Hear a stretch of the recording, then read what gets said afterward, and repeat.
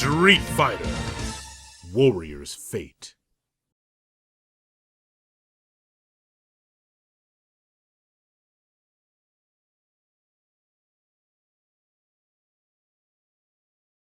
Today's episode, Man of Mystery. Q, one of the more striking newcomers to Street Fighter III: Third Strike. Not much about him is known, and given the fact that his only other appearances have been in SNK vs. Capcom, Card Fighters Clash, and a cameo in a stage of Capcom Fighting Evolution, there's more speculation than concrete fact. High attack power with a lengthy reach, sluggish in covering ground, but is powerful with consecutive techniques, and a fatal blow if captured. Bulky and tall, wearing an iron mask and a trench coat, only known to the CIA as Trenchcoat Man. The CIA is investigating his behavior, giving tentative names to him and each of his techniques, going by indefinite descriptions. He has made a big impact among the new colorful characters, and is even more popular than Pretty Boy Remy. And that's it. Even Richard Bergman, public relations officer of the CIA in the Street Fighter universe, is unsure of who or what Q is. In trying to discover more details about Q, interesting details can be discovered from examining sprites and certain aspects of his ending. At first glance, it's apparent that Q has a darker skin tone than that of Alex or Ryu. So, what's next? Well, there is a person who has darker skin, but also shares similar taste in clothing. CIA agent David. Some fans have speculated David to be behind the mask, but is there proof? In the ending, when Juliana begins her presentation, David correctly and quite suspiciously guesses the exact contents of her report.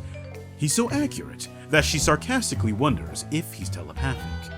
He also seems quite concerned to see if they've gotten a clear look at that man's face. Compare his other relaxed expressions to the intense one he's sporting here. The comment, well, at least they have similar taste in clothing, is rather telling. In this scene, David is the closest to Q's build. Juliana is a slender and shapely woman, and Richard Bergman is an older man with a slightly rotund build. Both seem much shorter than David, who appears to tower over Juliana. David also sticks out due to color contrast. The overall scene has a dark blue and grayish tone. Richard Bergman blends into the dark background, and Juliana is shaded with a dark gray suit. David defies the muted colors. He's wearing gray slacks, but a bright white dress shirt and red tie to bring focus to his upper body. While all three characters wear red ties, Richard's is striped and a darker shade of red. Juliana's is mostly obscured. But David, the only member of the team not wearing a suit jacket, has a red tie prominently displayed. His clothes also seem a bit baggy. Could this be an attempt not to call attention to his physique? Speaking of physiques, let's discuss Q's infamous shock sprite. The image reveals a rather muscular male from underneath the clothes. Thus, this all but takes Juliana out of the running, unless she's a shapeshifter. Q's head appears slightly different in this state compared to his default mask, notably the smaller blue eye instead of the large yellow lens. Yet the rounded edge near the back of his head doesn't appear to be an extension of his neck. Could this be intended to be the same mask, only suffering from artistic inconsistency, or is this another part of Q's mask? Taking a closer look at the shock sprite's body shows that it is muscle tissue covered in veins. Does this mean that Q lacks a skeleton? Could he be an artificial human, a cyborg? It's impossible to tell, though. As for why the skeleton is not seen can be tied to his taunt. In Street Fighter III, every taunt granted a special buff that differed from character to character. In Q's case, he would gain stackable increases to his defense. I theorize that his body possesses incredibly dense muscle tissue, granting him staggering strength, great weight, and high defense. If that's the case, then his skeleton may not be visible due to the electricity being unable to penetrate past his musculature. One thing, however, that may disprove my theory on Q's identity is hair.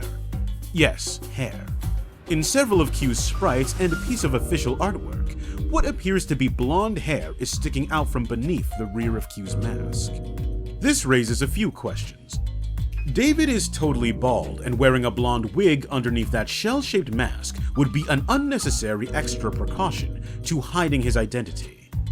Though some fans speculate that there may be multiple Qs.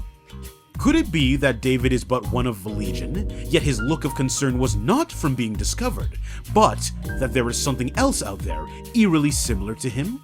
Also, while we never see what order the 3 CIA agents leave, Q's silhouette passes the projector, but his pose is a lot more natural than what we've seen previously. Is the robotic movement just an act? Whoever Q is, we may never know. Whether or not he's a cyborg, artificial human, or something even more bizarre remains to be seen. There are, however, additional miscellaneous things I noticed. In Q's Total Destruction Super Combo, the startup animation has him clutching his chest in pain, hard enough to tear into his coat. What's that about? Also, a seemingly female robotic voice calls out "danger" before he explodes.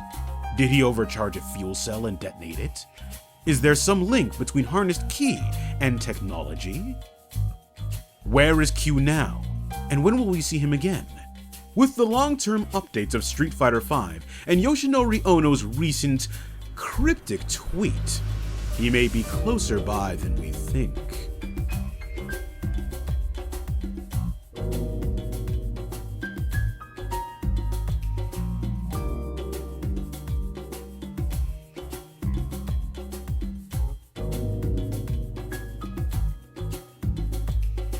Thanks for watching. See you next episode.